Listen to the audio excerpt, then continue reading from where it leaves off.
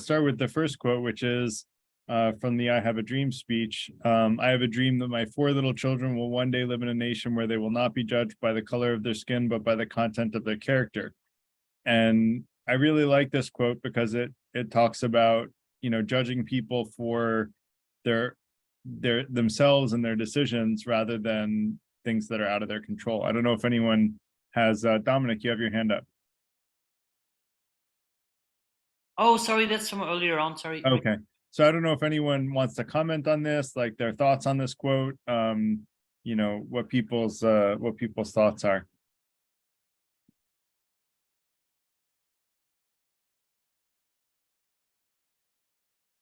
You all are welcome to raise hands and about, I guess, 3 minutes Can I speak? and under.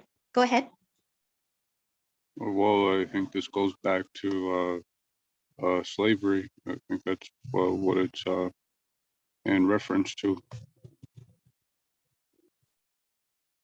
And what do you mean by that? Expand. I'll just say that. Okay. Yeah, I mean, I think, slavery was the extreme version of racism, right? Where people were literally enslaved. But I would say, I think he's shooting even further. This was during the civil rights movement. And so I think he wanted to create a sense that people were not being negatively influenced because of things out of their control, like their skin color. Victoria, go ahead. I think it's a beautiful quote. I don't think it has necessarily to do with slavery, in my opinion. I think it's more like, that you should judge people by the way they are and not for, how would you say, for their character, rather than for what nationality or background they are, because it's the human being. Yeah. It's not the, how would you say, it's, I don't know how to explain it. It's the character, your morals, and that is important, not the color of your skin, not what you believe in, that goes out the window because, you could be a very religious person and be a rotten person, Yeah. I'm not saying everybody that's religious is rotten. I'm just making, how do you say, what he's trying to say. I'm just trying to quote what he's trying to say. Yeah. I think that's a great example or a great point, Victoria. Let me let Sean go next. Sure. Yeah, this Dr. King, this quote is beautiful and it's great. Dr. King's great. He left great legacy, the nonviolent movement against repression. I think violence is one of the worst things.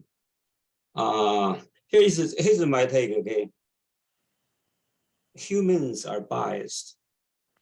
So if you have greater mind, like Dr. King, right? You say, okay, we should not judge a person by their skin color.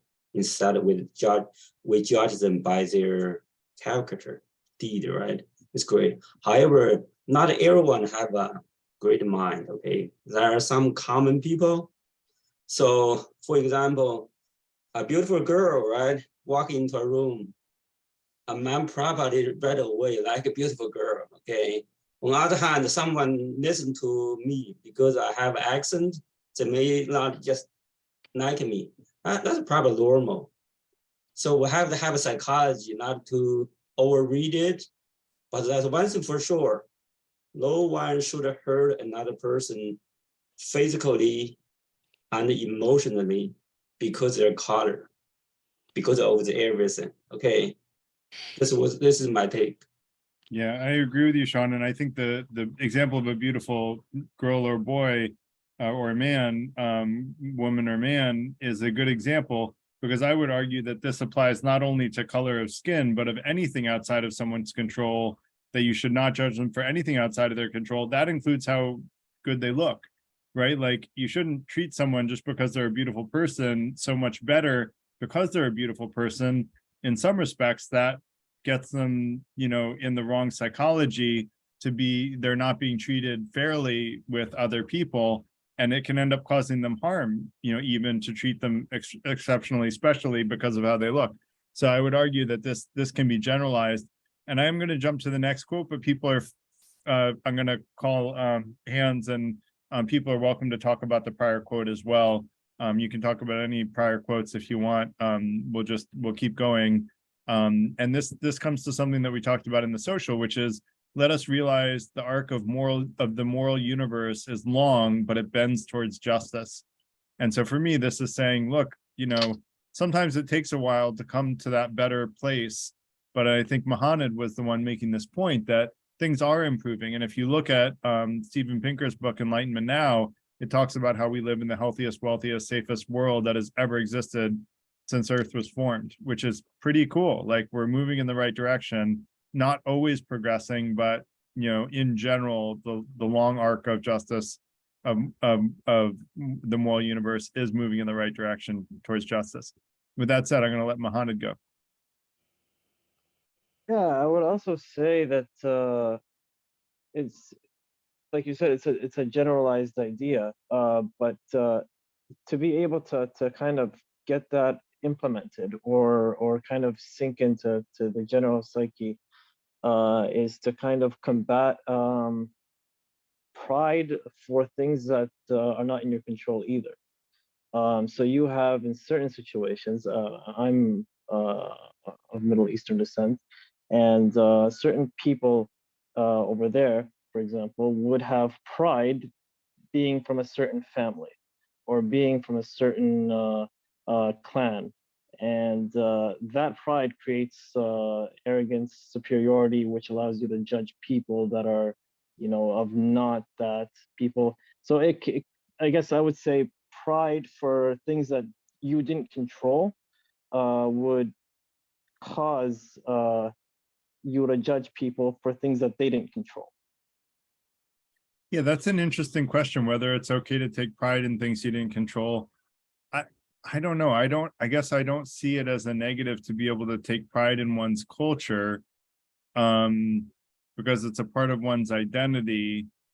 I would say that treating people outside of one's culture negatively would be bad, but taking pride in the sort of the historical roots that one comes from, I don't see as a negative thing. But that said, I think to your point about, like, how do we convince people, I think you were sort of alluding to, how do we convince people not to be racist or biased towards or against people for things out of their control? There's a guy named Daryl Davis who convinced 200 Ku Klux Klan members to no longer be racist. I mean, that's a hell of a feat, right? If you want a success resume of preventing people from being racist, that guy's got the best resume I've ever seen. And I read about how he did it. And what he did is he would ask them why they were racist and just listen to them. And rather than try to convince them not to be racist, he just asked them questions that made them so uncomfortable that they didn't have the answers to them, that they said, wow, I actually have no good reason to be racist. Maybe I shouldn't be racist in the first place. And literally by listening to them, he convinced them to no longer be members of one of the most dangerous, you know, racist organizations in the world. So I thought that was very powerful, and I've kind of taken that on. And, you know, earlier I talked about how I think we've combated racism the wrong way in the last 40 years by shaming people who are racist. And I think Daryl Davis is the one that's got the answer, you know, so I follow his path rather than the path of shaming people for their beliefs, is ask them to defend their beliefs. And if they can't, maybe they'll consider another belief. And I think very often they will if you listen to them first, rather than try to shove a different idea down their throat. That said, I want to let Meryl go. Yeah, Dr. King was a wonderful speaker. When he starts out by saying, I have a dream, you are going to listen and remember a speech like that. And he talks about his 4 little children. Even people who don't like other adults, a lot of times like and love children. So it's about his children. And when he talks about the arc of the moral universe, you almost picture in your mind And he's very careful what he says and how he says it. And he operated in one of the toughest, most racist environment, and he made progress. So that's something to keep in mind. I agree. So racist, he was killed for being against racism, right? And that's how racist it was. That said, I want to let Dominic go. I'm curious what you're making of all this, Dominic. Hey, yeah, maybe a quick clarification that earlier I wanted to say I wasn't aware of the exact date, today. So, Okay. but I'm obviously broadly familiar with Martin Luther King, so it's not Cool. like I never heard the name. I know, by no means an expert, but just little. So Cool. yeah, I mean, maybe still drilling into the first quote, or I wanted to go into the second. Whichever one you want, my friend. All right. So what I was going to find interesting is if he says, I have a dream that my 4 little children will one day live in a nation where, and so on. So what he's implicitly saying is but very obviously saying that the nation at the time he's speaking is pretty much not in this state. Totally right. And it was not.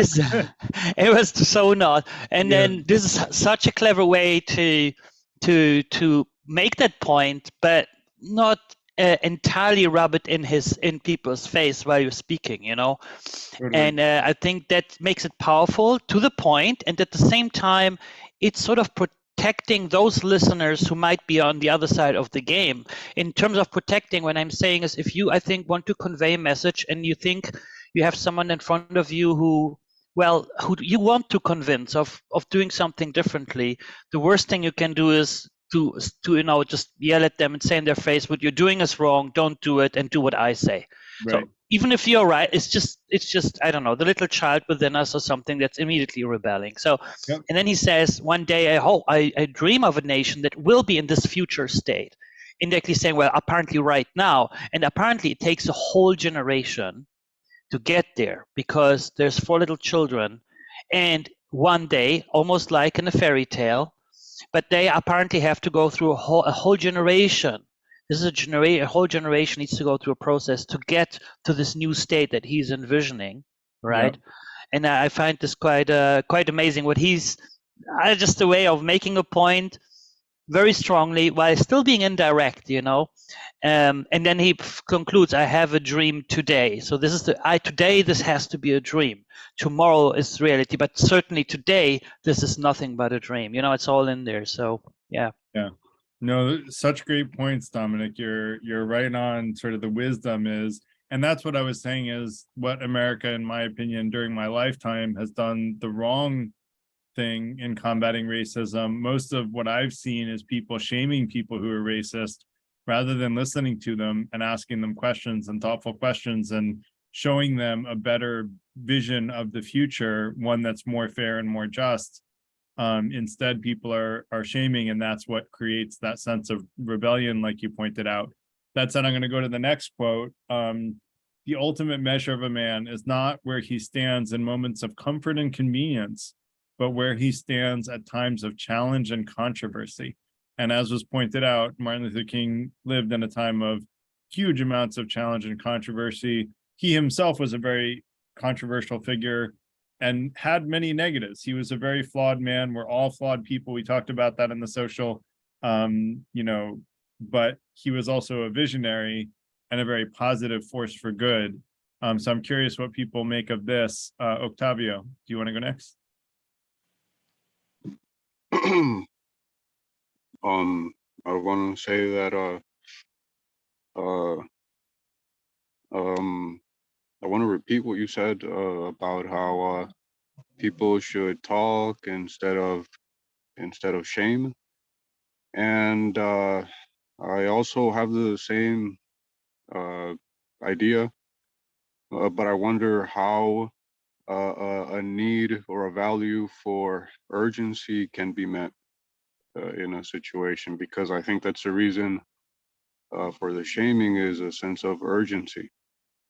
I agree with you. And I think quite frankly that it's a false sense of urgency unless you're in a situation where you're in a life raft and someone says, we're not going to let that guy on because he's black, then there's a sense of urgency.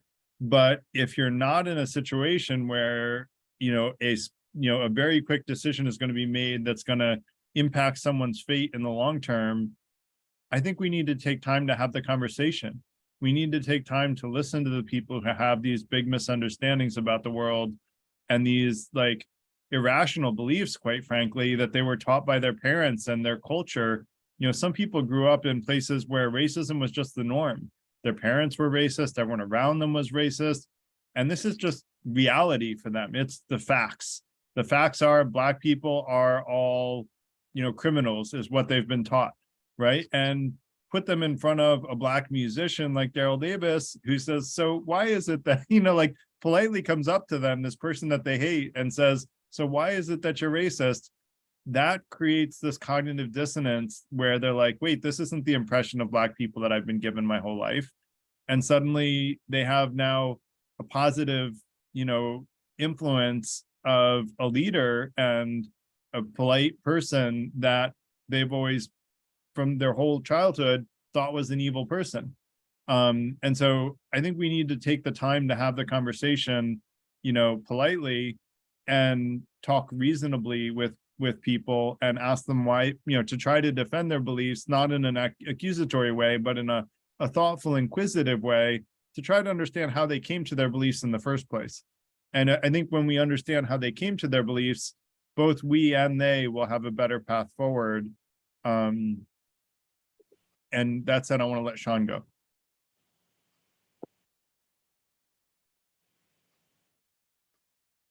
I wonder how, how Dr. King react to today's American society, okay, when he came out from grave and he know there is a Black man raised by a single mother become a president. We have 3 Supreme Court justices are Black. We have Vice President is a Black. We have Defense Secretary, National Security Advisor, Secretary of State, all is Black. Okay, I would like to know how he would react to this fact today. I think he'd be very proud of the progress America has made since his time in leadership here. Personally, I think he'd be very proud of the progress that's been made. And I think if he were alive today, he would be continuing to push the ball forward and move things in an even more positive direction. That I do believe, as his prior quote, the arc of justice is long, but what was it? The arc of the moral universe is long. The arc of the moral universe is long, but bends towards justice. I think he'd be continuing to move us towards an even more just society.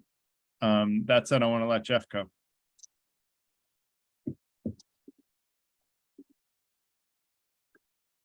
Well, I'll just offer 2 sort of interesting things. One, many of you probably know that when King was standing on that podium in front of the Lincoln Memorial and had started to give his speech, it wasn't quite, there was a moment there where it wasn't quite as stirring as I think he was hoping it would be. And especially as much as Mahalia Jackson, who was sitting behind him. And she, you can see it on the video of the moment, and she tells the story that she leaned forward and said, tell them about the dream, Martin. Tell them about the dream.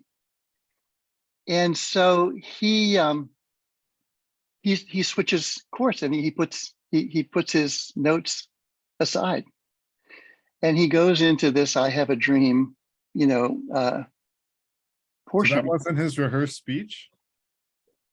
Well, it wasn't what he had written there in front of him. Interesting. And so he had actually been kind of trying out. He knew he was going to give this speech for a while, and he did a lot of public speaking, and so he had actually kind of workshopped this "I have a dream" language. for a while, for months, with various groups. And so when Mahalia Jackson leans forward and says, "Tell them about the dream," he knew exactly what she was talking about. Mhm. And that's what he then goes into this improv of the "I Have a Dream." Wow, that's really But cool. regarding urgency, you know, there's another line in that speech which is interesting, where he says, "We have come to this hallowed spot to remind America of the fierce urgency of now," which became the title of one of his books. "There is no time to engage in the luxury of cooling off or to take the tranquilizing drug of gradualism." And he spoke that way pretty consistently. that was the way he spoke. And so, you know, I don't have any idea what he would be thinking about America now. If he was, you know, he was all about the fierce urgency of now. Let's put it that way. And Yeah. and there's a lot of folks who sort of miss the point with his or mistake his orientation in his embrace of nonviolent protest to sort of, you know, kind of let everybody off the hook, you know, like take a breath, you know. And well, we'll get to it later, but there's an interesting contrast between this speech and the "I've been to the mountaintop" speech that he gave the night before he died. And he actually, between 1963 and 1968, actually changes his point of reference from the founding of the United States to the end of the Civil War. He completely changes where he begins in his saying, you know, where for him, basically, the country begins. And so we can get more into that, but it's those are just sort of interesting things to know. Yeah, I may be wrong, Jeff, but for me, the reason that I think he talked about urgency so much was not so much that the conversation between a racist and a non-racist needed to happen quickly and violently, or like, you know, violent in terms of verbally, but I think it was more that the people who were asking for a calm down were the ones that wanted to retain the status quo and say, no, we're going to keep the segregated schools. Let's just think about this for another 10 years or 20 years or 100 years before we make change. Whereas I think he was trying to light a fire and say, look, we need to make change now. And I agree with that. And so just to be clear, when I say that I think we need to not feel a sense of urgency, I don't mean that we don't need to feel a sense of urgency at change. What I mean is we need to give the conversation with someone who is racist the proper time to hear them out and hear their perspective and ask them the right questions that will help them realize why they're wrong, rather than, you know, push wrong down their throat, you know, like, and tell them that they're wrong and try to shame them. So that's what I mean by it, just to give some clarification. Well, Garrett, what I would distinguish between is your, you know, I have great respect for your opinion. Yep. I have less need to think that exactly what you think Dr. Yep. King would say is what Dr. King would say. And Yeah. so I, you know, in order to understand Dr. King, I Yep. would go as much as possible back to his words. And so and there are many other points in this regard, but I'll stop there. But I think it's useful to see even the evolution of his messages over time. You know, there's a pretty strong theory that the reason he was killed is because he started coming out against the Vietnam War. And so there's a lot. I know a little bit more about this than maybe, you know, is good to know. But this is a very rich subject. Agreed. And so I'm stop there. not claiming to be an expert. I'm just guessing, you know, I'm guessing, and you're welcome Yes, to you're prove me guessing. wrong. There you go. I'm not saying that I know the answer. I'm just guessing. Guessing is allowed. Yeah.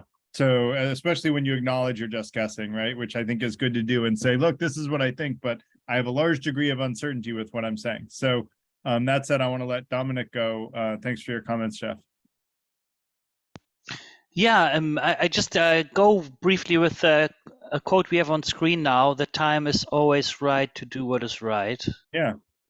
So I think one thing, and that also maybe addresses some other points you made, is, what again, also talking as a layman, obviously I don't have a rich, background in understanding, Martin Luther King, but I dare say, or I currently believe that the kind of racism in America he was fighting at the time is a different breed than the one we are facing today. I mean, now we have movements like the alt-right, and who know how to use social media and how to, and there's much more. The subtleties of racism, I would say, have increased in complexity. I would say, so. This is probably, if I get my history right here, this is the time, right, where a person of color cannot sit next in a bus to a person who's white. Let's say, yeah, right. This is the kind of stuff. Sit in the back of the bus, and so right, the white people get to sit in the front of the back bus, and black people have to sit in the back of the bus. Yeah, exactly. So here, and then I would tie it back to the quote in a minute. Is, I guess I'm saying, so with that said, I think if we try to bridge to today, I think it apparently needs to be said. Maybe Jeff has more to say about that, but that the kind of thing he's fighting against, more specifically, is pretty much different from the landscape of racism we have today. Within that, probably there is, I don't know how they're called, white pride or something. There's these kind of screamingly obvious kind of movements which articulate their racism in a way which is sort of low-hanging fruit. You see it when it's there. You just go, you know what it is, But now we have much more. There's much more subtleties which are also quite dangerous, which are prevalent and so on. So with that in mind, I would say the time is always right to do what is right. Sort of stepping into action now without questioning. This is probably the definition of activism. But I would say that nowadays these movements and sort of blind activism is now do it now, has shown not to be the best way to deal with certain problems. Like defund the police, sort of thing. I get the sentiment, don't get me wrong, but activism does not think 3 steps ahead. And that's where I would be a little bit more critical with regards to the statement. Again, disclaimer, he's a child of his time, and he's fighting with specific things at the time where this statement was necessary, Yeah. But again, I have a little bit of I'm a bit concerned with the idea of activism, because activism doesn't think a few steps ahead. Let's do it now, right now, And then some of the movements we have that come with this work from this motto had quite a few problems, And that's the thing with movements. Movements have no leaders. But they're driven by the spirit of activism. And anyway, I leave it at that.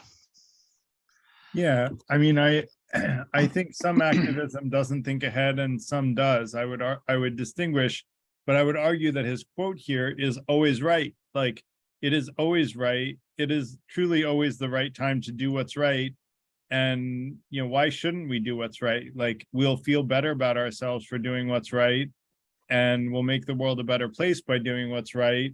There's, really no bad outcome to doing what we think is right.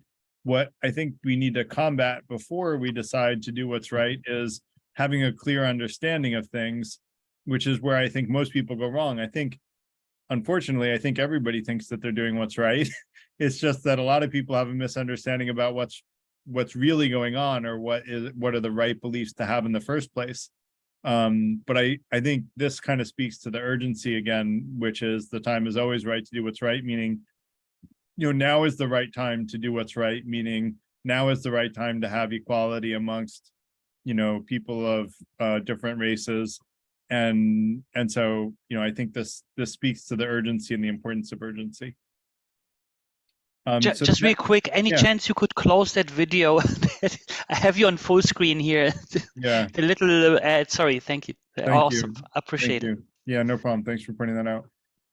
I zone out ads, which is funny because I was in ad tech for 8 years, but I literally completely zone them out. I just don't even see them. So keep feeling the need for being important. Keep feeling the need for being first, but I want you to be the first in love. I want you to be the first in moral excellence. I want you to be the first in generosity. And so here talking about core values that, yes, trying to be first is good, but where we should be first is in love, moral excellence, and generosity, rather than, first meaning in front of other people. And I think that's a, beautiful sort of play on words. I don't know if anyone else has, thoughts on this quote.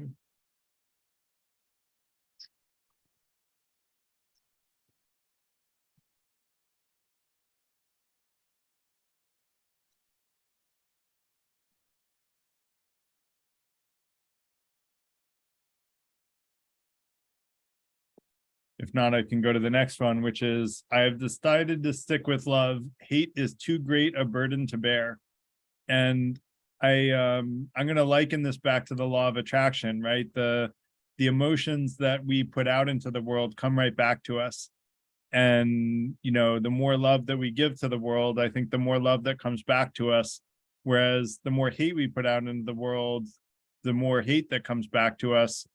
And so, it is a bigger burden to bear to hate others. And, that hate comes back to us, in my opinion, the more we put it out there.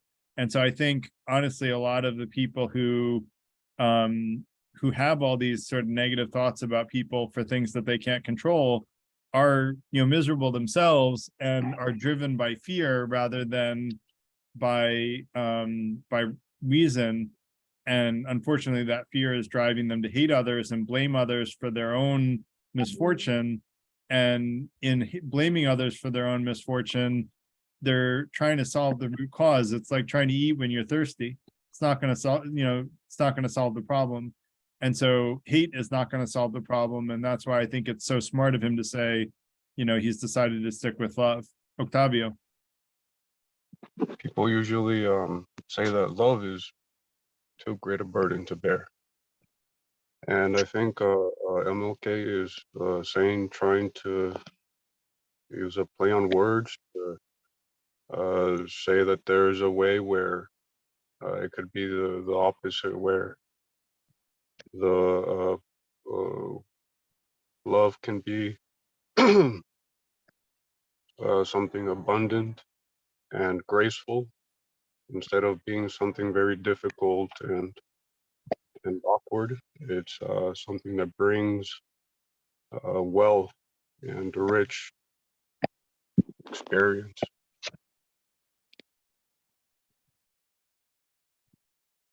Great, thanks. And I think he's trying to give people hope that there's a way to that compassion is easier and more graceful than we think it is. I agree. I think, love and compassion are twins, and they go with one another.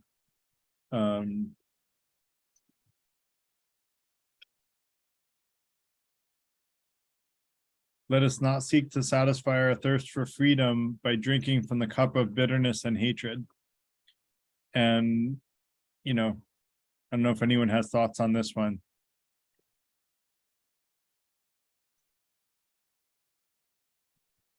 Yeah, Dominic. Yeah, I mean, I find it interesting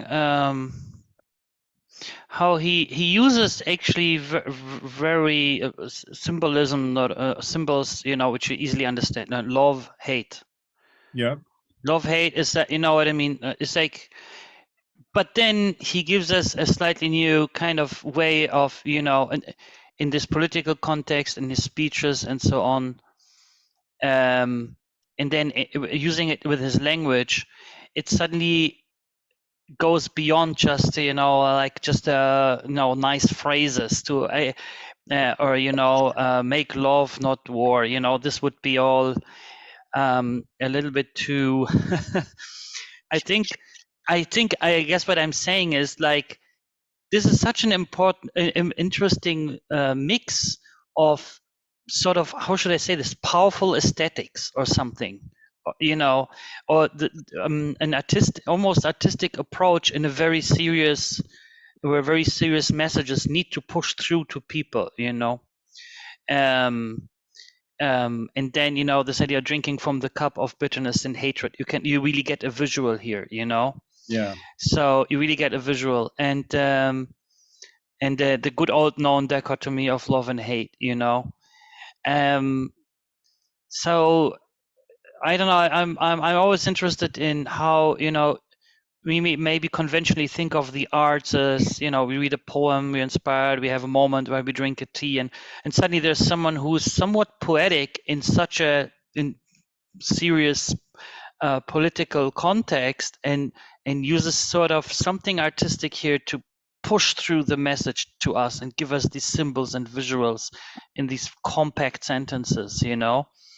And it wouldn't have worked, I think, if someone would have just you know, with kind of these common phrases, which, you know, again, you know, make love not war, which people would have heard so many times. People would have stopped listening to that, you know. They were off, and he had a way apparently of kind of elevating the whole thing into something poetic, and then suddenly people listen. They there's something higher to strive for, and it's all in this language.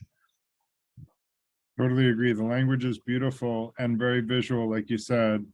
That said, I want to let Octavio go, and then I'll make a few comments if there's space.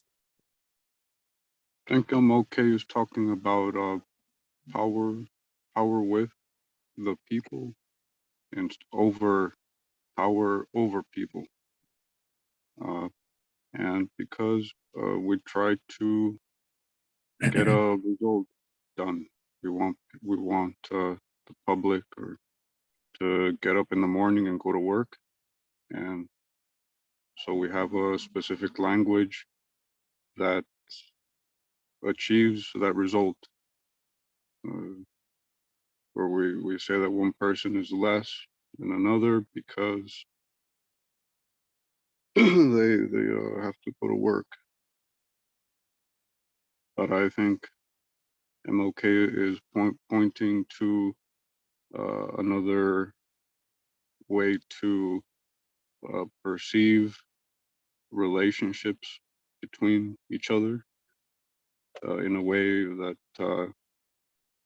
in a way where we can achieve freedom through cooperation instead of coercing each other to go to work and pay bills.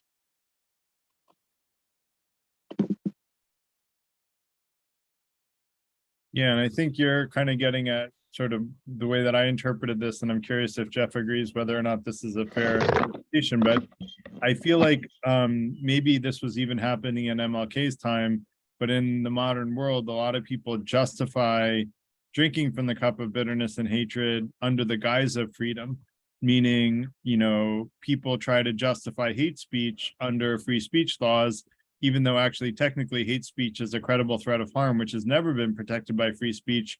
But they say, I'm allowed to have free speech. I can, you know, threaten people all I want. It's free speech. But really, that's drinking from the cup of bitterness and hatred, and, you know, trying to rationalize, I have the freedom to do these horrible things. Like, you know, I think that it's a, you know, it's a poor way of living one's life to, you know, say under the guise of freedom, I'm going to do these horrible things, and which come from drinking from the cup of bitterness and hatred. If we're taking action, or, you know, saying things out of bitterness and hatred, usually those emotional words that we speak are not the ones that we're going to be proud of. And so that's why I think his quote about choosing love is so important. That said, I want to let Meryl go.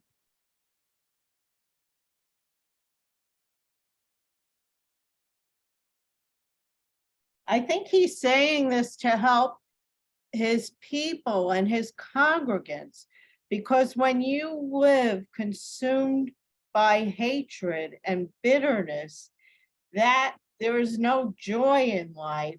There's no ability to take in the experiences that come to you, the touch of your spouse, the touch of your child, being at happy occasions. So he's in a way giving his people a way to live. Let's move forward. Let's choose love. Let's not get caught up in the bitterness of our situation and the hatred. Let's move on. And when he talks also about justice and nonviolence and doing what's right and following the laws. There's no talk about law breaking or anything like that. He refers to the Constitution a lot. And I think that this is his prescription for how people should live. Thanks, Meryl. Jeff, do you want to go next? Sure. So I'll just speak to a few things that have been shared and maybe add a little bit. So first of all, to understand Martin, it's essential to keep a couple things in mind. So one is he's a Christian minister. You know, he's a deeply religious, all-in Christian minister who is, who is a huge student of the Bible and Protestant theology.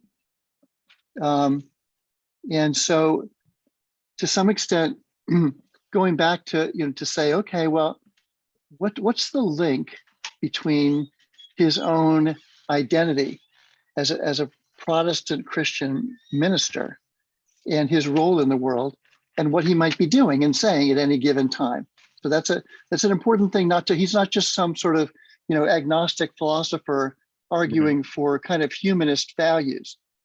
That's not Martin. So then second is to always assume, because he was an enormously strategic thinker, is that whatever he's doing, it's got a larger and a smaller, a longer term and an immediate end in mind.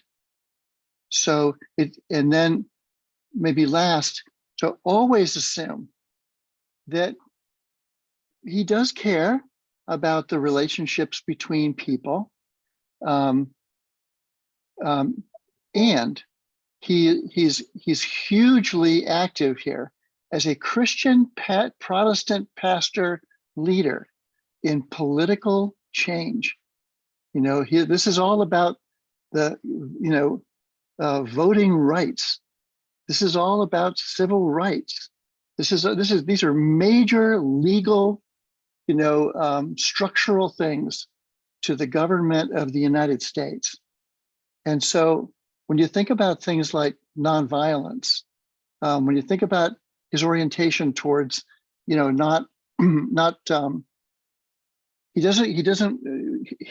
role as the Christian pastor was not to encourage people to hate those who are thinking and acting according to racism. That carries with it, that's got a moral orientation to it. It's got a Christian orientation to it. It's got a strategic orientation to it.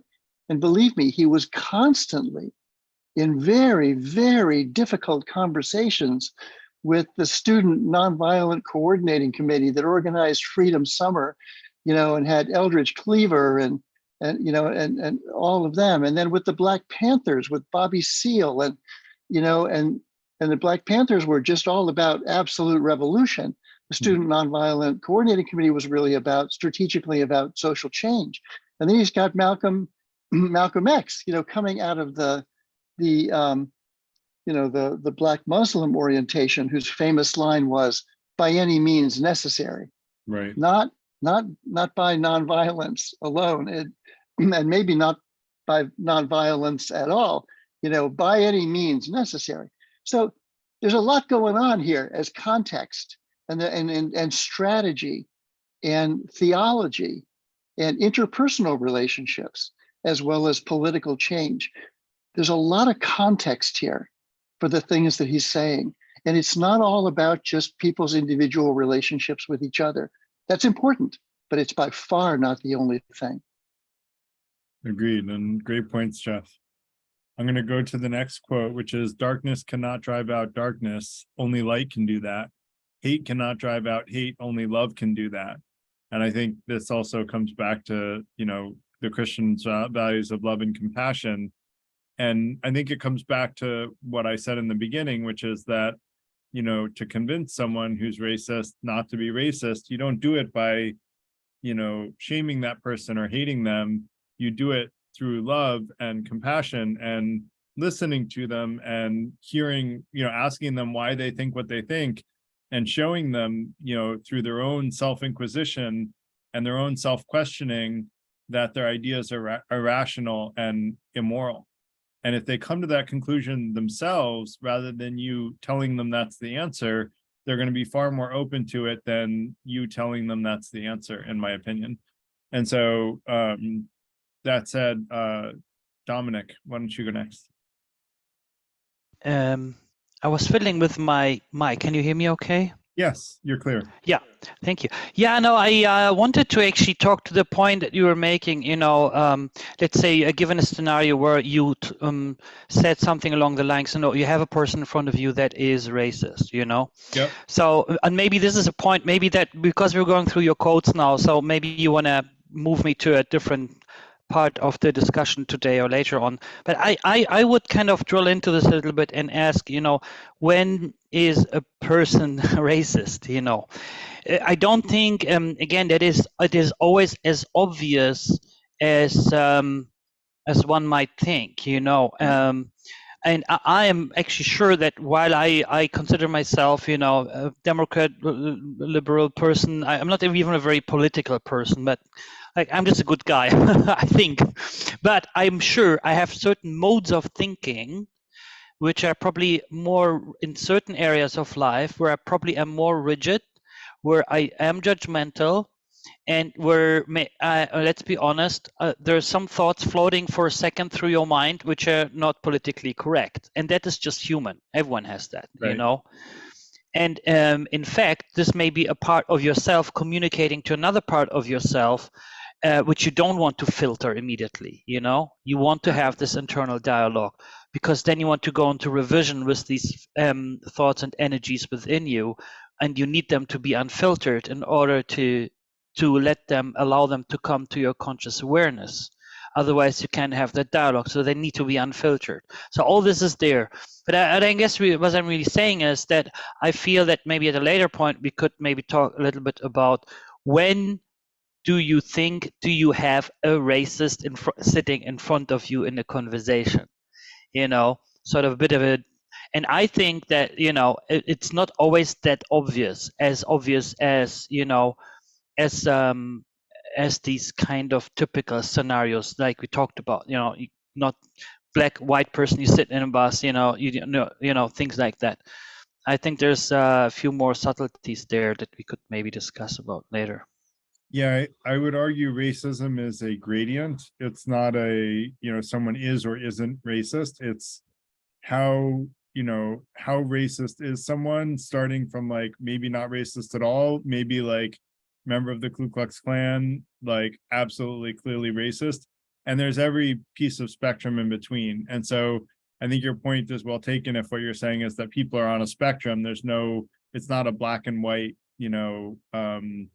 sorry, bad analogy, but I mean, maybe a good analogy. It's not black and white whether or not someone is racist. But I think it's a spectrum. And some people, are not shy about saying racist things. And, there are a lot of that on social media now, especially on Twitter now that hate speech is allowed again. And so, although I don't use Twitter very much, but I've seen the quotes. And so, yeah, I agree with you. I think it's a spectrum. That said, I want to let Sean go, and then Michael, and then we'll go to the next quote as well. Dr. King is a great orator and philosopher. All his speech is a philosophically beautiful. However, we have to come to reality, the world. We live in the world, right? Even today, as I said, I don't think racism can go away. There's no perfect world, just like crime, okay? Could always be there. I tell you one story, okay? I think it's either March or April 2020, right after pandemic started, okay? I went to Walmart hardware department. I tried to get I forget a property. Although a mask is hard to get, maybe I go there again, try to get a mask. I don't know why, I went there, right? Until a black lady with 4 or 5 little kid, youngest probably 2 years, oldest probably 5, When they saw me come over, right? The 2 ladies just run away fast, just like 2 take 5 ducklings run away, okay? Why? It's obvious because I'm Chinese, Asian, right? And the virus started in China. They may think I have virus, so they run away. It's so obvious. Do I feel bad? Yes, I feel bad, but I don't think they are racist. This is normal human reaction. Okay, I think. And I know people don't like profiling, whatever, but those kind of things can never go away. Okay, so we have to be vigilant about racism, but also in many instances, right? We cannot overplay it. This is my take. Okay, I know sometimes I'm very judgmental, and I say this is not politically correct. I'm sorry. Okay.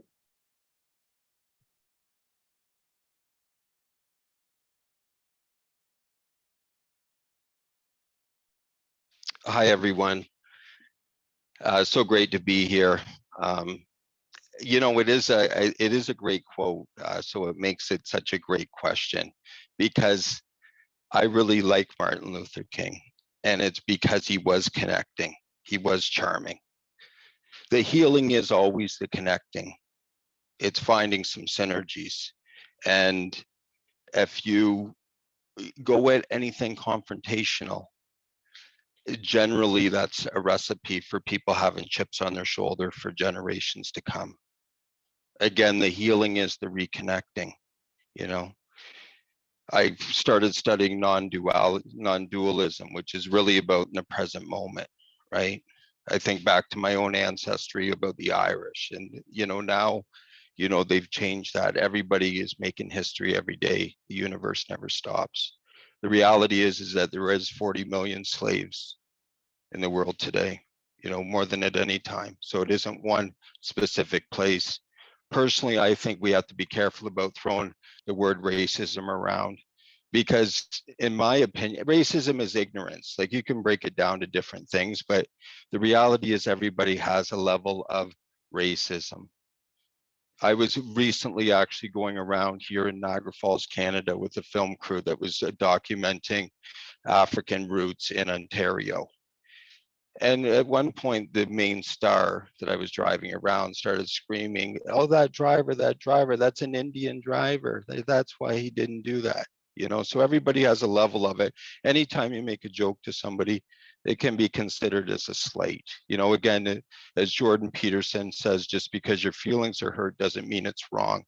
So we do have to be careful. But when you look at the religious system, there's racism within that. Women can't rise up in Islam or within Catholicism. you know, two of the main religions. So we just have to be careful. I think we want to get past that. And in keeping with the quote and Martin Luther King, I think in terms of the connection and the synergy, if you share a hearty laugh with somebody, you have a connection with that person. And I'm so thankful for him. And my heart does go out to everybody of, you know, African descent that has been affected by everything. And I'm glad that Martin Luther King was able to bring about so much change. Thank you. Thank you so much, Michael.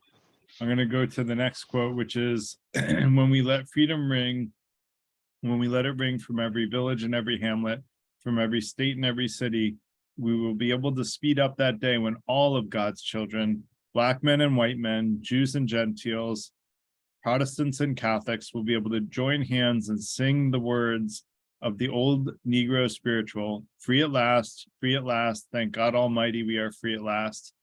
And for me, this is sort of showing that people who are racist or anti-Semitic are themselves, in some respect, in a form of slavery that is self-imposed, right? They've closed off doors to exceptional people for irrational reasons.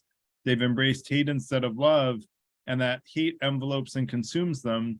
And I think that embracing love is what will get them past that, to that point where they can say free at last with all the rest of us. That said, Octavio. MLK says, we will be able to speed up that day when all God's children join hands, as if there's a destiny or a predestiny for the world. And for some odd reason, it reminds me of the idea of the great work that the solar system and the galaxy, the supercluster, is all part of a very complicated story that beyond our comprehension as human beings. Yeah, I agree. I think there's a lot more going on than it seems like on the surface. And that said, I want to let Dominic go next. Yeah. So obviously we're celebrating, you know, Martin Luther King today. So I won't be like, you know, dismantling his words here, you know, too like, but I just can't help myself. Maybe I had an interesting discussion about the concept of oneness, you know, in a different meetup actually, and now he's promoting, I think, to some extent, this idea, right, that members of all belief systems, religions, you know, they hold hands, they sing together. And I have personally, it feels right, yeah, intuitively, that feels right, you know, and that's where my sympathy sort of goes, you know, where I really kind of think, okay, but on the other hand, I sometimes also think whether this oneness of belief systems at some point, as if being, the ultimate kind of utopia of religions, call it. I don't know. I don't know if it's really the best way to go. Sometimes it's good to keep dogs and cats separate, you know. Sorry, I don't know, maybe that was a stupid image, but what I'm trying to say is certain things, just if there's enough space for fire and water, let some fire be there and some water be there, and it's okay. You know what I mean?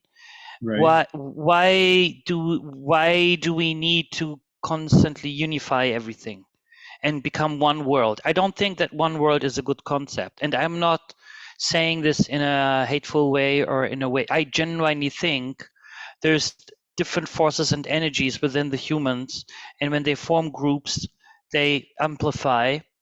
And if there's enough land to live on the planet, let's have some of these groups be there on one side, do their thing, and some on the other side, and that's the end of the story. Yeah. Why do you need this grand unification? That's what I sometimes don't get. Maybe I have something to learn there, but that's where I'm going, well, no, let's have some people sing their songs over there, and let's have some other people sing their songs over on the other side. And that's and let it be. Dominic, I'm gonna again take my interpretation of what MLK was saying, which is I don't think he would disagree with you in that I think people have different philosophical alignments, and I don't think there's anything wrong with different philosophical alignments and, you know, creating communities that have philosophical alignment. I think he was just saying that it shouldn't be about being black and white or Jew and Gentile. Like, it should be about the content of your character and the type of things that are important to you. And in fact, Ellis, let's add to the list of things talking about utopia, because I have an essay written on utopia. And essentially, I'll give the Cliffs Notes version now, which is, you know, aligning with what you're saying, Dominic, which is that utopia, in my eyes, is a world in which people group together with common philosophical beliefs, common cultural beliefs, you know, where they have agreement on the ways in which they're going to operate rather than on just nationalistic beliefs, right? Like, what country you were born in shouldn't be what decides who you surround yourself with. We should surround ourselves with people that we have values alignment with. Imagine if everybody you lived with had the same value, like lived around, like in your community, had the same values as you. Wouldn't that be a much better world to live in? And I do think that there's a lot to celebrate in differences in the world, especially having lived abroad and gotten outside of, you know, the bubble of my country, the US bubble, I call it. There's a lot that we take for granted as being a certain way that other people in other parts of the world take for granted being completely different. And neither one is right and wrong. And I think those differences are good and can be celebrated. But I don't think that MLK was against any of that, Dominic. I think he was just saying we should be free enough to be ourselves rather than be judged for things that are out of our control, if that makes sense.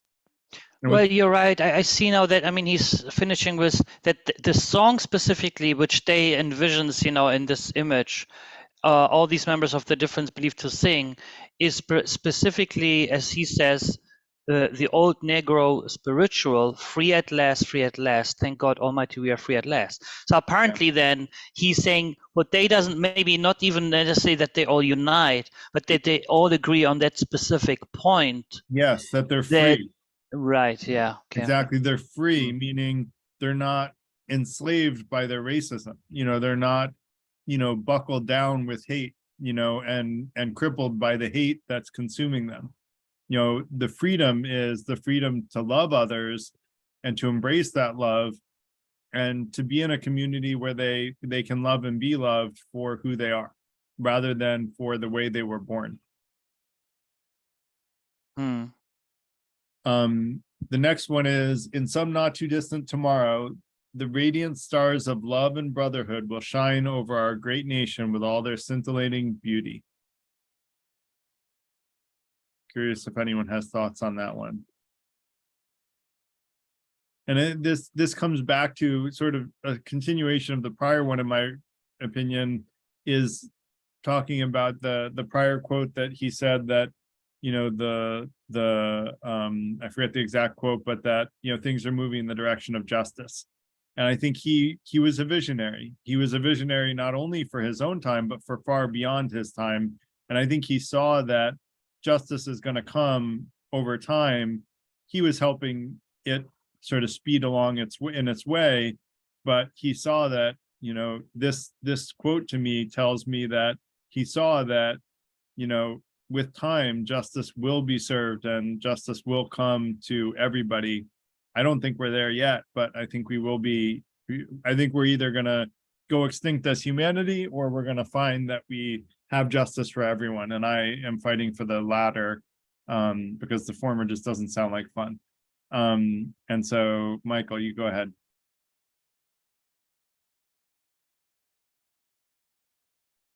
Hi, everyone. Thank you. That was a very powerful quote. Do you mind just reading it one more time? In some not too distant tomorrow, the radiant stars of love and brotherhood will shine over our great nation with all their scintillating beauty. That's amazing. Yeah. You know, and but the reality is will that day ever come? You know, and the reality is that it is every day. You know, it's I mean, that's a very, very inspiring quote, especially for African Americans, you know, to it's almost like a mantra can be the highest form of philosophy if you have something in your head and you follow through with it, because there is a lot of BS. I was just watching something, and I know there's a litany of reasons for this, but I don't know the exact stat, so I'm gonna take a good stab at it. But it's something like 80% of the homes with, I believe it was African Americans, don't have the father figure living in that house. So that's really where the deficit is. And I know there is systemic racism. I mean, the one thing I did see, there was a YouTube video that I came across, and it was titled, "Damn, man, Philly projects are the worst." And I mean, granted, I live in Niagara Falls, Canada, and I mean, there's garbage around and stuff. It's hard to get the municipal people to work at it, but those communities are really run down just with trash and everything else. If you can follow that through and make every day beautiful and stuff like that, that's how you're going to bring about change. So again, I do again recognize that there is systemic racism, especially amongst the police force. I find it, I do like, say, Jordan Peterson again saying to individualize and not classify people. I would feel bad if, as a small business owner, I have an African Canadian or a person of color, come in here and think and have any preconceived notions about what I'm going to be like, because I don't even feel that as well at all. I don't feel that as well. I think, again, you do have to build the connection and everything like that, but I think everybody has to follow that. The only proven existence we have is right now, and I think we need to utilize that and really find the beauty in it. So again, thanks to Martin Luther King for bringing everyone together and hearing these beautiful quotes tonight. Thank you, Garrett, for that. Thank you all for coming and being a part of it. I really like this quote, and it's quite apt since he was killed. You can kill the dreamer, but you can't kill the dream. And maybe he knew and was so prescient that he knew that there was a good chance that he would be killed, in having said this. And he's right.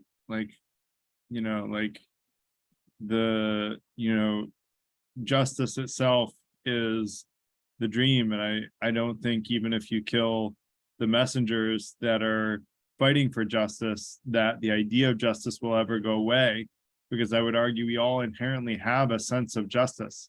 We all inherently have a sense of fairness, and we know right from wrong. We often get confused, and we're human and we make mistakes and we have misunderstandings that cause us to do the wrong thing in the short period of time, or we lose our temper and we do the wrong thing. But ultimately, we all have this inherent sense of fairness that I think we strive for and know that we feel better when we're aligned with. And for me, that's the dream, is a sense of a truly just society, a truly fair society. I like the word fairness because it feels less harsh than justice. Justice is like putting people in prison kind of thing, whereas fairness is like doing right by other people. And so I really like that quote.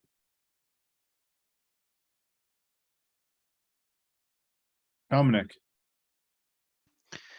Yeah, again, I will kind of drill into that idea of having a truly just society. I mean, again, I'm actually along the lines with that, but I think in if ideal society, if it can even, if even it makes sense to envision that in reality, I don't know. It can be maybe something just to strive for, but needs to allow all these energies that we don't like as well, and needs to find a place for them. I think, I don't think that I don't think to strive for a state of affairs where there is some kind of, let's call it, world community or society with zero extreme racism or any kind of extremisms. I don't think that's A, realistic, but B, I don't think it would be, weirdly enough, I don't think it would be the good way to go with. The better way to go with would be to be honest to human nature and say, this is part of what it means to be human. Feel irrational hate against others, and humans who feel so extremely will form groups and organize themselves. And to an extent, we need to be honest to this aspect of human psychology and just find better ways to channel these energies rather than striving for, eradicating them entirely. If that makes sense, it's like saying, okay, let's be a little bit more clear. So let's say you don't want any fire to ever, fire is dangerous. You want to eliminate any possibility of fire, that would mean you have to remove anything from the world that can potentially burn. That doesn't make any sense.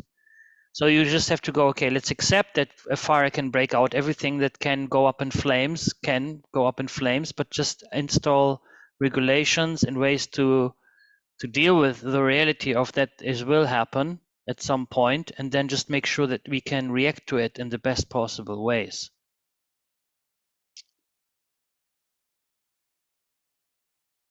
So short version is, I just don't think to strive for a society, that's totally just, and equity and equality everywhere around the corner, all over the world. Again, I don't think, I don't know, just my ideas from behind my desk. I guess I don't think necessarily that a society that's totally fair is a society where everyone is equal, because we're all different and we all have different strengths and weaknesses, etc. But I think that it is very achievable to have a society where there is no racism. I do think that's achievable. And I think, like I said, I think we'll either go extinct or we'll end up achieving, a society or a world even where there is no racism anymore. And not just racism, I would argue that someday, if we live long enough and survive long enough as a human race, we'll have a society, like a world, in which people don't get judged for things that they can't control, or we'll judge people based on their decisions and their actions and the content of their character, as Dr. King said, rather than based on things that they have no control over whatsoever. And so I do think that's possible. And I think, to his quote about, things are moving in the direction of justice, I think we're tending in that direction.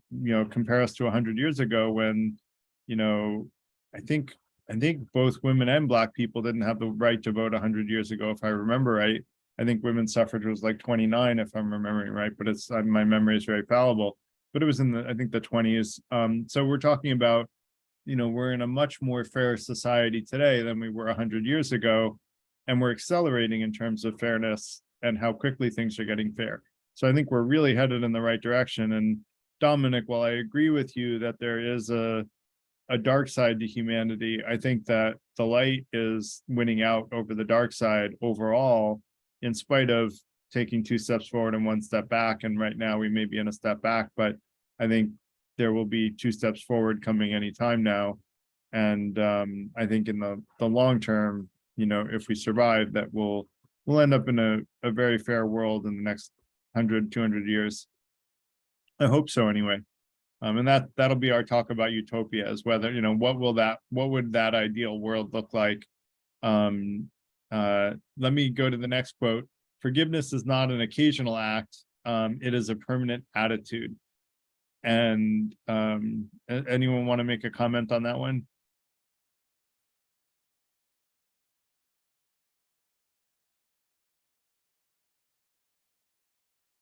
I'll make a comment if that's all right. Yeah, please, Michael.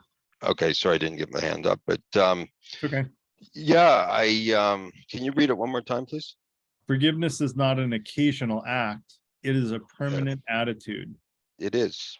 It's actually very interesting, because again, when you look at the present moment, and you look at mantras about really how powerful they are, you really have to put energy into continuing to make change, and you have to look at it like, if you're trying to catch a mouse behind you rather than going after the elk in front of you, you really have to look at it and stuff like that. And I know it is tough, and I think really what he's saying is that, yeah, life is unfair, but again, if you want to make an effective approach, you have to bulldoze it down by continuing to live in the present and not kind of rehash the past. And that's why I look at it too, like we'll see how things shake out, you know, in terms of reparations and things like that. You know, it's just really at what point do you take ownership for, you know, what you know everybody went through. So I do like it, and again, I don't want to diminish any of the past and stuff like that. It was horrific by a lot of people. And again, if we can bring ourselves in the present moment, we can find that connectivity and make the forgiveness easy. And I think it can be done, again, just with a smile. That the one smile doesn't have to end, it can ripple all the way through. So again, thank you again to Martin Luther King. Agreed. And I guess for me, this is about always be willing to forgive those who transgress all the time, you know, not just occasionally and not just for every once in a while, but to respond with love to negativity rather than, you know, take forgiveness as an act of, I did you a favor by forgiving you. It needs to be the norm rather than an exception. Jeff.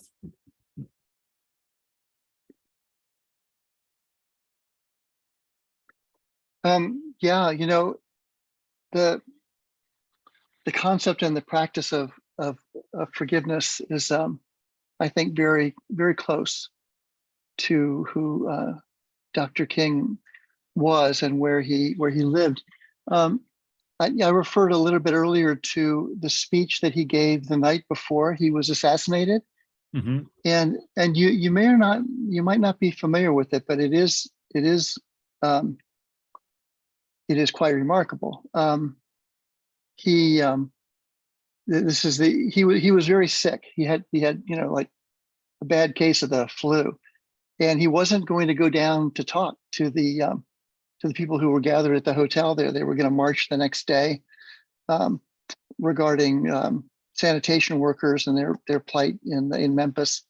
And he was just completely sick. He was just, you know, but they said, you know, all the people are there and they come here to see you, you know, and you got to go down to talk to him. And he finally says, okay. So he gets to the end of this speech where he actually recounts during the speech a time when he was in Harlem and he was signing his books, and a woman comes up to him and, you know, and says, "Are you Martin Luther King?" And he says, "Yes." And she stabs him, and he almost died from that. And the doctors said if he had sneezed, the blade would have, you know, gone into his aorta and he would have died. And so he goes into this sort of cadence of, if I had sneezed, you know, I wouldn't be here today. If I had sneezed. But he gets to the end of the speech and he says, "I'm so happy that I didn't sneeze." He says, and they were telling me now, it doesn't matter now. It really doesn't matter what happens now. I left Atlanta this morning as we got started on the plane, there were 6 of us. The pilot said over the public address system, "We're sorry for the delay, but we have Dr. Martin Luther King on the plane, and to be sure that all of the bags were checked and to be sure that nothing would be wrong with the plane, we had to check everything out carefully, and we've had the plane protected and guarded all night." And then I got into Memphis, and some began to say the threats or talk about the threats that were out. What would happen to me from some of our sick white brothers? Well, I don't know what will happen now. We've got some difficult days ahead. But it really doesn't matter with me now because I've been to the mountaintop and I don't mind.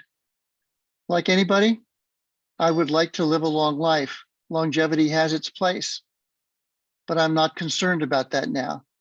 I just want to do God's will, and He's allowed me to go up to the mountaintop, and I've looked over and I've seen the promised land.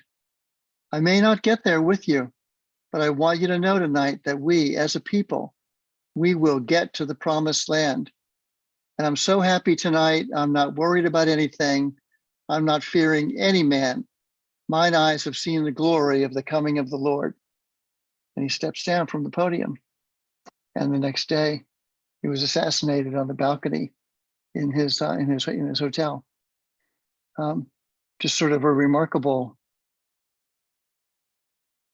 just, it was almost as if at some level he knew Yeah. that that the end was closer than he or anybody around him might actually conceive.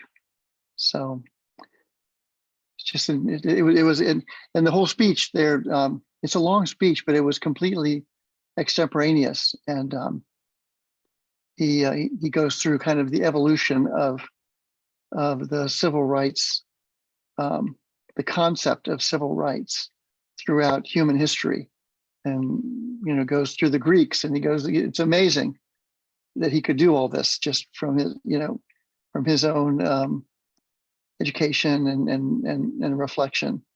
But that was quite an ending to a speech the night before he was killed. Definitely. Thanks for sharing.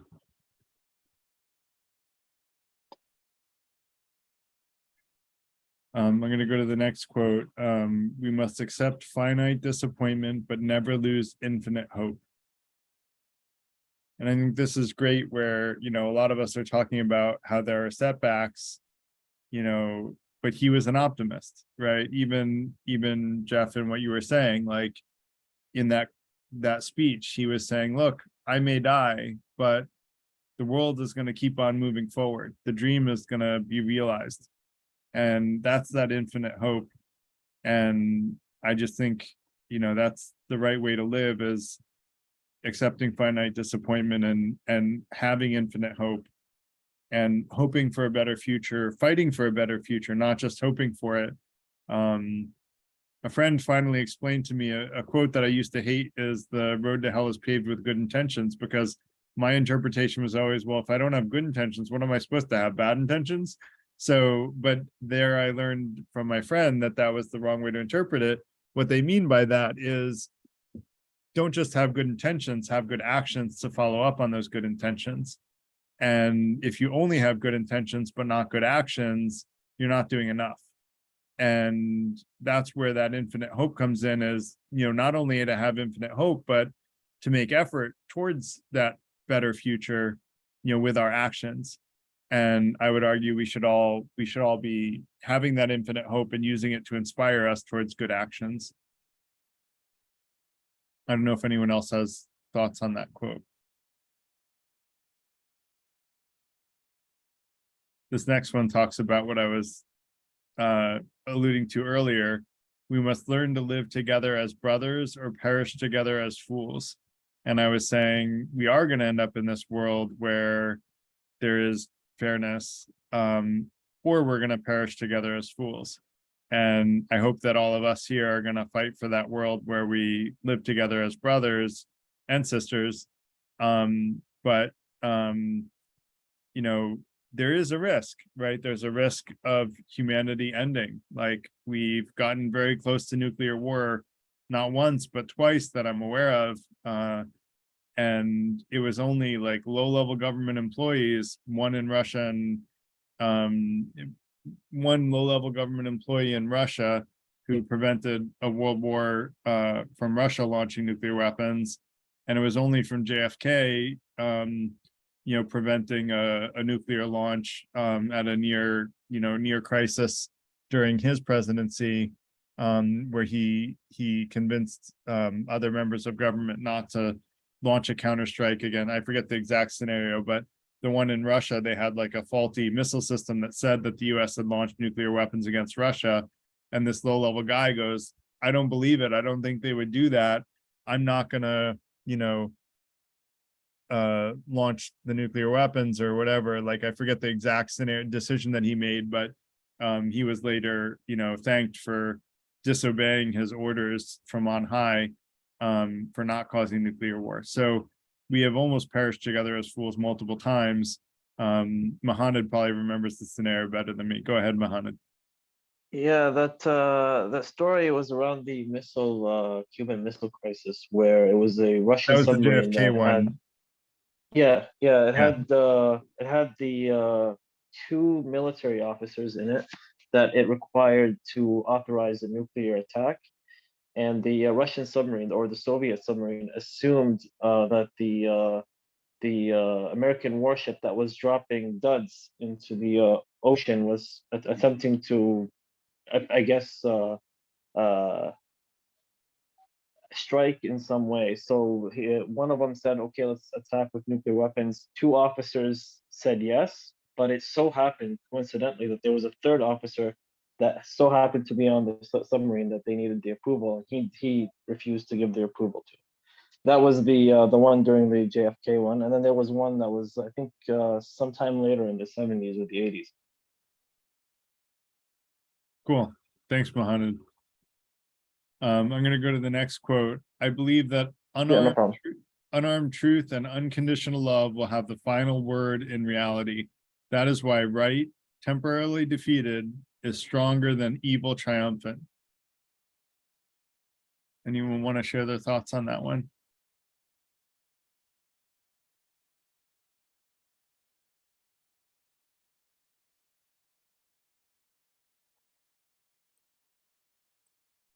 I'll jump in if that's okay.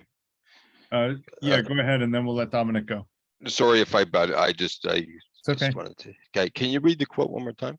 I believe that unarmed truth and unconditional love will have the final word in reality. That is why right, temporarily defeated, is stronger than evil triumphant. See, he could be the greatest philosopher of all time. If you hear that, how can you not just be inspired to just soldier? Yeah. You know, and again, it's just like, holy smokes, man, that's deeply inspiring for him to know. And it is the truth.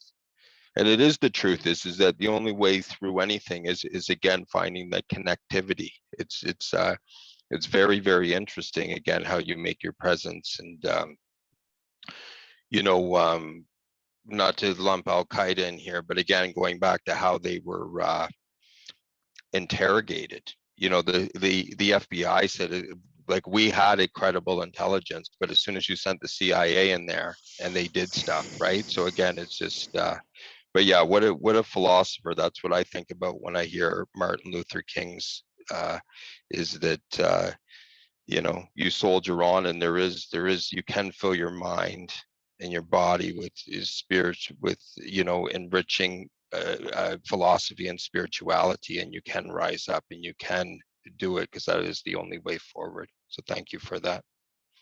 Thank you. Dominic, do you want to go next?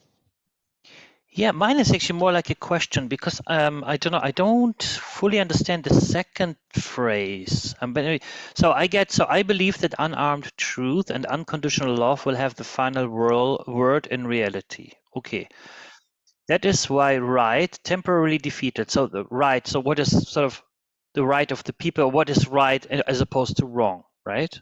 So that is why, let's say, a right, just for simplicity, right in general, but he means, let's say, a right, or the right.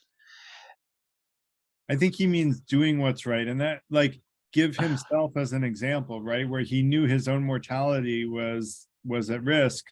Like, he knew that even if he was killed, and he was, I think, trying to say, even if he was killed, like, he was standing up for what's right. And so even if he was killed and there's a temporary defeat, it's more powerful to stand for what's right than it is when evil is triumphant. Like, he was killed, but yes, evil was triumphant that day, but in the long run, and that goes back to his earlier quote about, you know, the long arc of morality, you know, being justice, and that eventually good will win, right? And I think it's that faith, that unconditional love and unarmed truth, you know, things that we can all stand for resonating with is truth and love.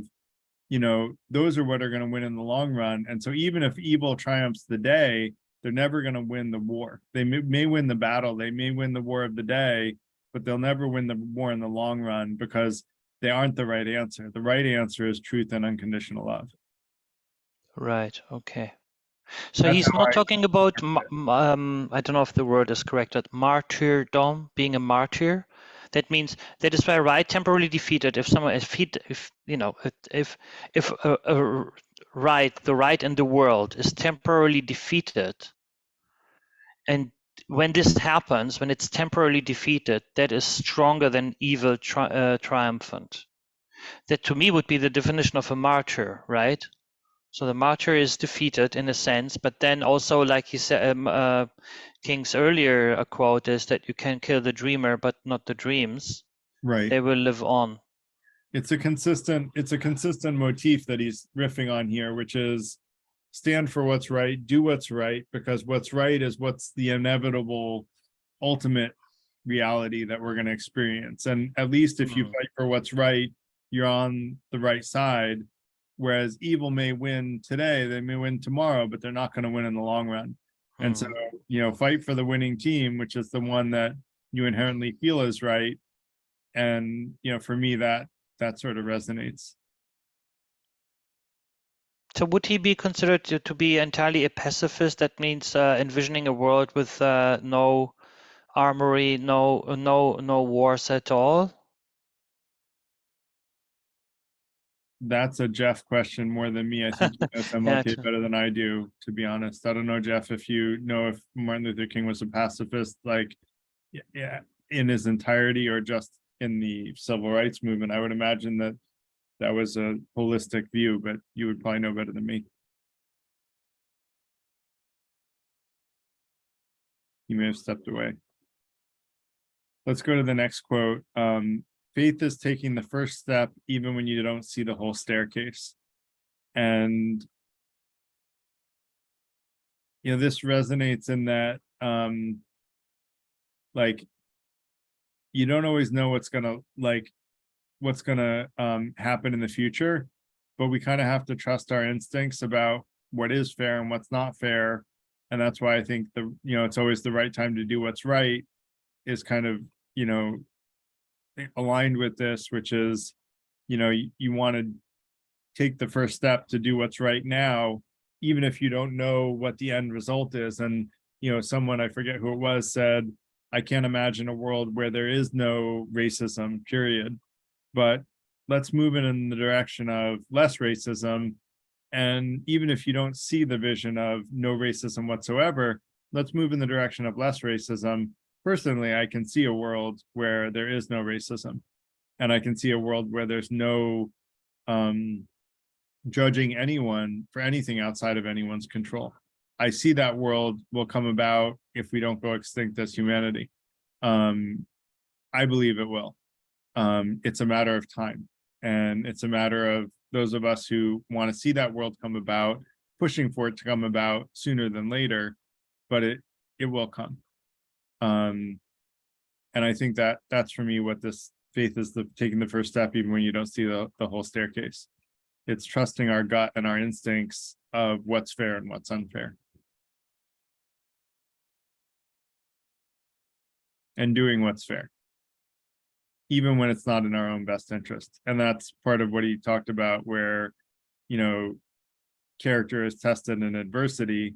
When you're really tested is when doing what you know is wrong is in your best interest. Do you do what's right or do you do what's wrong? And that's when our character gets tested. And I'd argue we always end up ahead if we do what we feel is right. Anyone else have comments on any of that?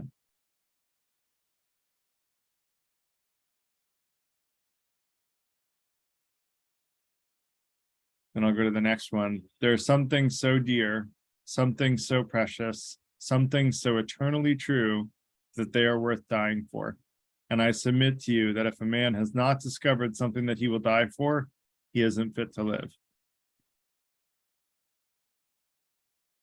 It's a very bold statement, right? Like, if you haven't figured out what you're willing to die for, you're not fit to live. Does anybody disagree with that? I can imagine people disagreeing with that.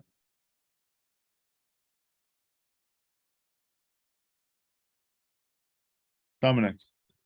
I don't want to grab the mic so much, I just if maybe we need more silence to I don't know, but okay, I have a go at it. I hope people can still hear my voice.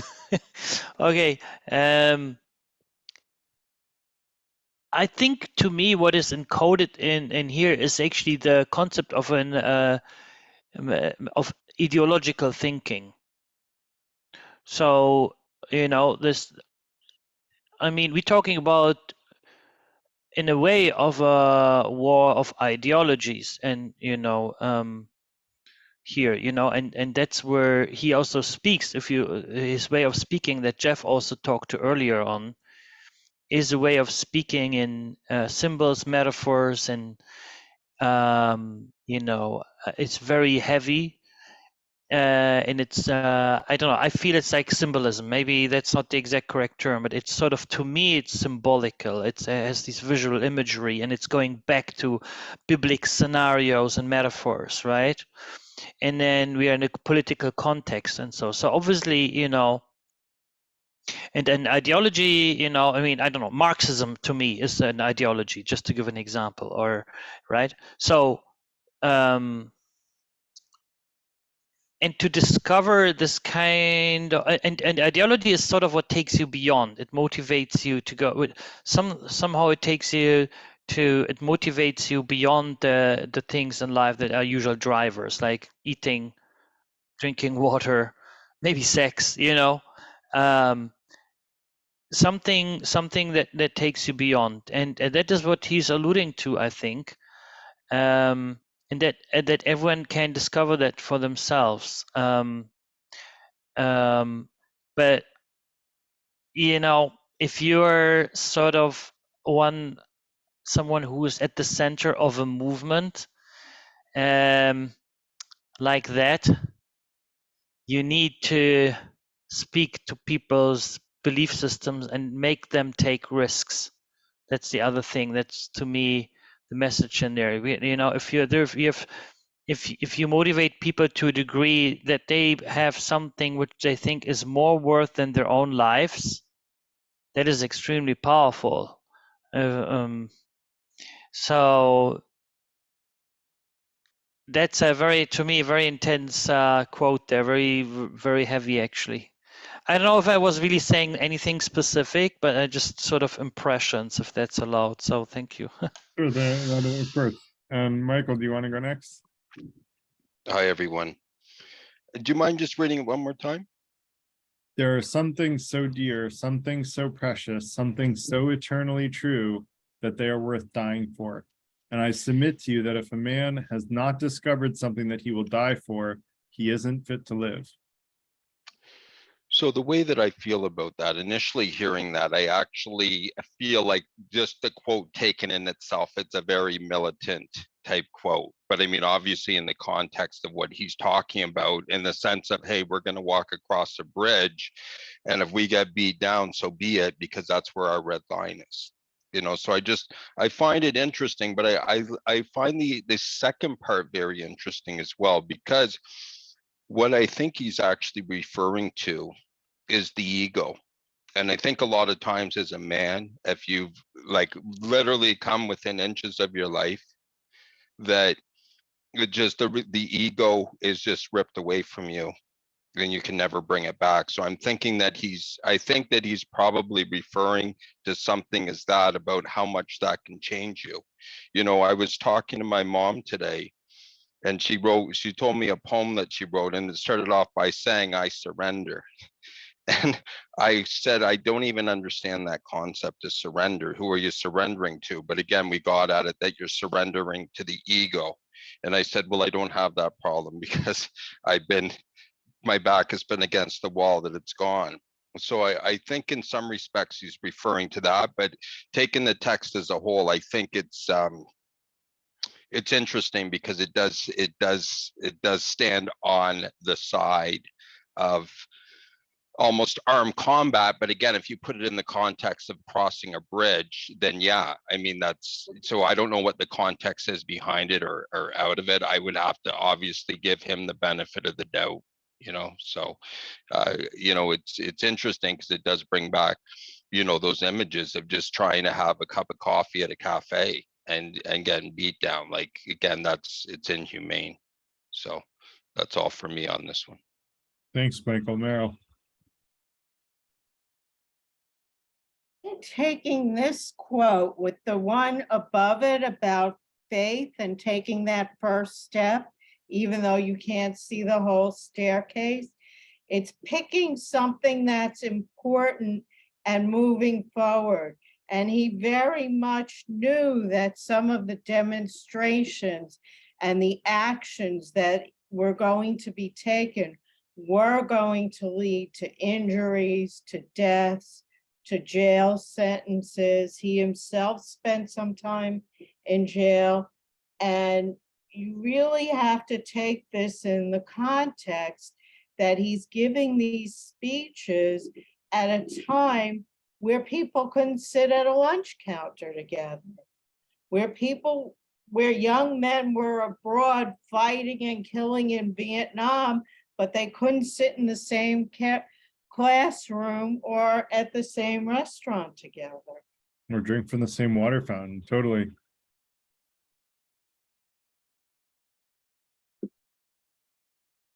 Did you have more you wanted to say, Merle? That was it. Great, thank you. Octavio. I think that the more clear we are about our values, about the things that are important to us, the more they help us to help drive energy to act on behalf of those values, those the things that are so dear, so precious. And I think in order to, what MLK is saying is that in order to live a good life, or live a life that is I forget what the word is, enjoyed to its fullest, appreciated to its fullest extent, means to be clear about what is important to us. Because when we're not clear, then it's difficult to determine what to do next, because the goal is vague. The needs that are trying to be met, if they're not discovered, not created, but discovered, it helps to act on behalf of those needs. Thanks, Octavio.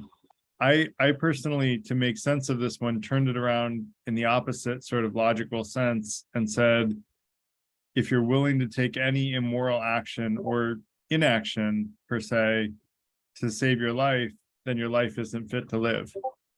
He's kind of saying it in the positive direction, but if you look at it in the negative direction, where you would compromise anything to save your life, then what do you stand for? And I like the saying, those who don't stand for something fall for anything. And, you know, I think it's important to know what you stand for and be willing to stand for it, you know, even if your life is at risk to stand for it. Some things are so important that they're worth more than our life. And I think it's important to have that sense of purpose and, you know, stick with your sense of fairness to the point where you're even willing to let your life be at risk for that, you know, to honor that sense of fairness. If it's called for, and luckily I don't think it's called for too often today, but sometimes it is, you know, depending on the role someone plays in life. The next one is, life's most persistent and urgent question is, what are you doing for others? I think this is a great one. Anyone want to share thoughts on that?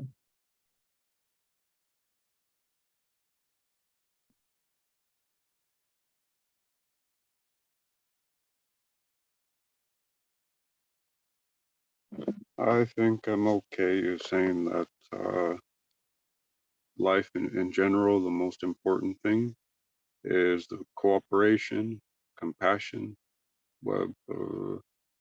bringing about peace, instead of the liberal idea of individuation, of becoming a self-sufficient individual, of amassing material wealth in order to have freedom in that sense. But I think MLK is saying that what we're doing for our community is more of an urgent and persistent endeavor. Thanks, Octavio. Dominic, do you want to go next? Yeah, and I will just quickly send ahead that unfortunately it's almost 3 a.m., so I have to leave very soon and sending out a quick goodbye. But I'll say something, hang out silently, and probably then just disappear. But thanks for problem. everything and hosting. I appreciate you joining from Europe, Dominic. You're up way later than me. I'm going to go to sleep right after this, and I'm on the East Coast in the US. So kudos to you for staying up for it. We hope to see you again and really appreciate your comments if I don't get to say it to you before you do leave. Yeah, sure thing. Yeah, thanks for saying that. And also, yeah, I think great conversation today. And yeah, so picking up the quote. So you see, this is actually a question now. If I actually, take Martin Luther King's question now and apply it, just do it, apply it to me. So I think it's a very, very different, very difficult to really find a proper answer for oneself, which is honest. What am I really doing for others? So I don't want to tap my own shoulder here or do a lot of virtue signaling or anything, but I do some voluntary work. But it came from asking myself this question. It's always on Wednesdays, once a week, and then at some point I started to do some give money once a month for a charity, but then I thought, okay, great, well done, Dominic, you can tap your shoulder and now you're free, or what? Is that it? You do your thing once a week and then you give money to a charity and now you're a great guy, or what? So if I drill in further to the question, then it's a little bit an infinite kind of journey there, because I came to the question, am I just tapping my own shoulder here, or am I doing enough or not, and how far should I go? And I won't go on for too long now, but I find this question actually so difficult because, and I was gonna actually think about this more. I'm not saying I have the answer, but if you really take this very seriously, what are you doing for others? You should, if you would be really probably 100% moral, give up your job, go to the worst place in the world and be there and help out, right? Actually, if you're really actually, you shouldn't be sitting in front of your 2 MacBooks and your tablet and, have your great warm meal once a day, right? Or how does that work, But then again, I don't think I'm going to do it. I'm not going to give up my job and my nice apartment and my 2 MacBooks because I like to be comfortable. Right. And so I find this very difficult. I don't know where to draw the line, It always feels like you never do enough, or when you do something, it's like, well, yeah, I'm just satisfying my own ego here and just to tick the boxes, So I'm really struggling with that, actually. Yeah, I would argue that there's another movement called effective altruism, which I consider myself a part of, even though I don't go to the events as often anymore due to time constraints. And what that means is we focus on making money and then using that money to do good in the world, right? Like I have a for-profit and my goal is to make money. My for-profit is very ethical. And so I'm trying to make money in a very ethical way. But then I'm in a comfortable spot and I'm not wanting for money right now. But ultimately I want to make a lot of money with my for-profit so that I can fund my not-for-profit, which is the Freethinker Institute, which is what this event is related to, so that we can have a broader reach and help more people in more ways. And there's a very good case to be made that you don't have to become in an uncomfortable spot to do good in the world, Dominic. And so I think there's a whole movement around it called effective altruism. So that said, I would argue that, well, let me let Sean go and then I'm going to make a comment on this one. Well, altruism is a noble human trait. There are people who devote their life for others, but it's very hard to do. Okay, human nature is selfish and greedy, especially under capitalism. So this part, Dr. King is a great philosopher. All his speech is very philosophical. It's great. But I don't know how someone maybe I'm selfish, okay, this is my thinking, okay, I think as a human, right, you have to be self-sufficient enough first, and then you help somebody else. Yes. I don't know if I don't know if I'm selfish. I can't. Okay, I have to support myself. You know, I have to make enough for myself, to not depend on somebody else, and then I will help somebody else. This is my thinking. Yeah. And in fact, I have an essay on altruism, which I'll put in the online community, where I basically argue that even as an altruist, the first thing you need to do is put yourself in a place where you're stable and comfortable enough to help others. Because if you're not already there, you're not going to be able to help others for long because you're going to fall apart yourself. So even an altruist needs to help themselves, you know, be stable and sufficient before they can help others. The other thing that I would say is that when you're an altruist and you help others, others will often want to help you back, right? Because they're appreciative of that. And so you end up getting more help back. And when you help others to be happier and to reduce their harm, they want to help you back to make you happier and reduce your harm. And I would argue more good comes back to you than you give out. And so ultimately it's in everyone's own best interest to be an altruist, including an egotist. And I made this argument to an egotist and they agreed with me, is that it's actually in an egotist's best interest to be an altruist, because by helping others, they actually help themselves more than by simply helping themselves. Because everybody can see, like, a greedy person is just out for themselves. No one wants to support that person, right? Most of us don't. And so actually being an altruist is in everybody's best interest. And so I would argue he has absolutely the right approach here, which is, let's first, yes, first take care of our own, needs to make sure we're stable and sufficient, but then we should be looking to help others and be in mutually beneficial relationships. Mohanad, go ahead. Yeah, I mean, I would support your argument by saying it's the same way with the ultra rich. It's in their benefit that if everyone else, if the lowest people in the community were better off, because they would have more money to spend on their products, which would eventually generate more money for them.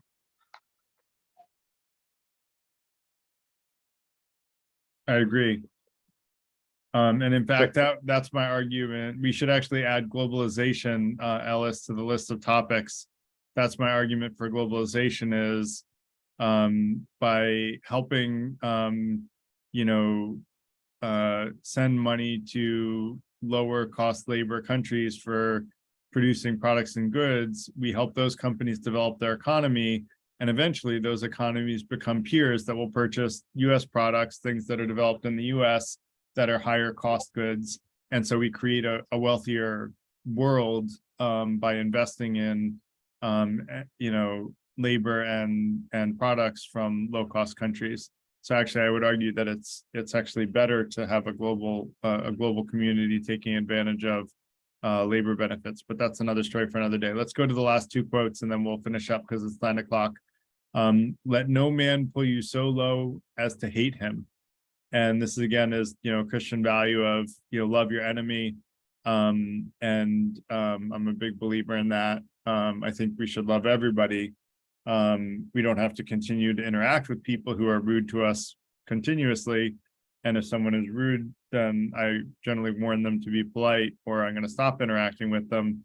But in general, I don't think hating people is a winning strategy or suggested strategy.